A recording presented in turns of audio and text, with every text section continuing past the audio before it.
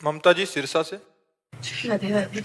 राधे राधे महाराज जी। महाराज जी, हमारे आध्यात्मिक कर्मों के अलावा जो सांसारिक उपाधियां हैं, जैसे पढ़ाई, नौकरी, विवाह, व्यापार, उन्नति आदि हमारे प्रारब्ध से मिलती हैं, तो उन्हें पाने का प्रयास हम करते हैं। वो हमारा प्रारब्ध करवाता है या वो हमारे नवीन कर्म में आता है? परिणाम प्रारब्ध होता है। जैसे हम बहुत बढ़िया पढ़ाई पढ़े और एक कम पढ़ाई पढ़े, तो कम पढ़ाई वाला लड़का पास हो गया और हम फेल हो गए। बहुत प्रयास किया लेकिन हम फेल हो गए, अब इसमें प्रारब्ध लागू हो गया। एक आदमी कम प्रयास करता है, बहुत धनी हो जाता है, और एक आदमी बहुत प्रयास करता है लेकिन धनी नहीं हो पाता है, तो उसमें प्रारब्ध काम करता है। हमारा साथ साथ क्रियमाण भी चलता है। प्रारब्ध परिणाम पे आता है। प्रारब्ध जो है वो परिणाम पे आता है। जिस व्यापार किया और फ्लॉप हो गया, बिल्कुल चला ही नहीं, तो अब प्रारब्ध। प्रयास तो हम कर रहे हैं, और एक आदमी है जिधर हाथ रख देता है विजय ही विजय होती चली जा रही, उसका पूर्व प्रारब्ध जोरदार है। उतना माइंड नहीं है, उतना प्रयास नहीं है, लेकिन लाभ ज्यादा प्राप्त कर रहा है। और एक बहुत माइंडेड है, बहुत प्रयास करता है लेकिन लाभ कुछ नहीं मिल रहा, उसका प्रारब्ध उसमें है। प्रारब्ध खत्म नहीं हो सकता ना सर? भोग के खत्म होता है। भोग के खत्म, अलग अलग पॉइंटों पे वो अपना असर दिखाता रहेगा जब तक हमारा शरीर है। शरीर खत्म, प्रारब्ध खत्म, पर संचित जमा है, और क्रियमाण जाके उसी में जमा हो गया, फिर नया प्रारब्ध बनेगा, फिर भोगना पड़ेगा। हाँ, यही तो मिटाना हमारे मानव जीवन में बहुत जरूरी है, कि हमको आग लगानी है। जो हमारे जन्म जन्मांतरों के कर्म जमा है, संचित कर्म, उनको भस्म करना है।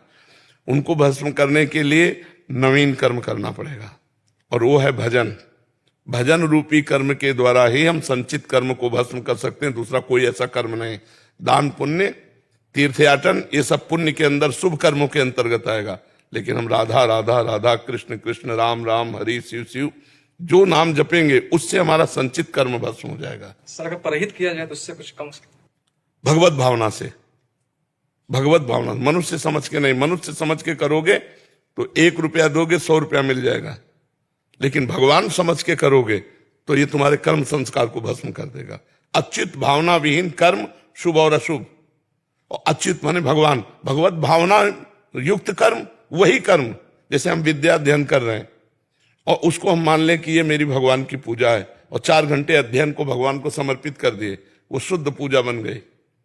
और पूजा कर रहे हो और रुपए के लिए कर रहे हो, तो यद्यपि पूजा है पर वो पूजा नहीं मानी जाएगी, क्योंकि आपका अर्थ लक्ष्य है।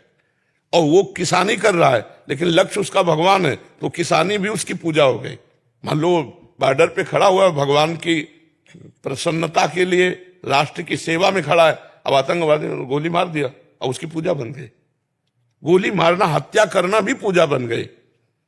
हमारा लक्ष्य क्या है, उद्देश्य क्या है, ये देखना खास बात है। कर्म उद्देश्य के साथ महान और नीच हो जाता है। उद्देश्य महान तो कर्म महान।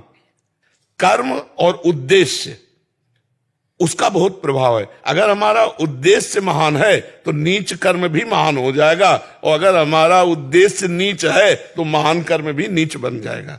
तो क्रियमाण कर्तव्य कर्म, परिणाम प्रारब्ध कर्म। प्रारब्ध उसका फल देगा।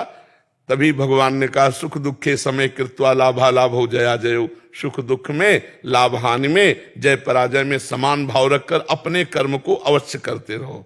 अपने कर्म को करते रहो। जो तुम चाहे विद्यार्थी हो, डॉक्टर हो, मास्टर हो, किसान हो, अपने कर्तव्य कर्म को करते रहो। यही भगवान का आदेश है।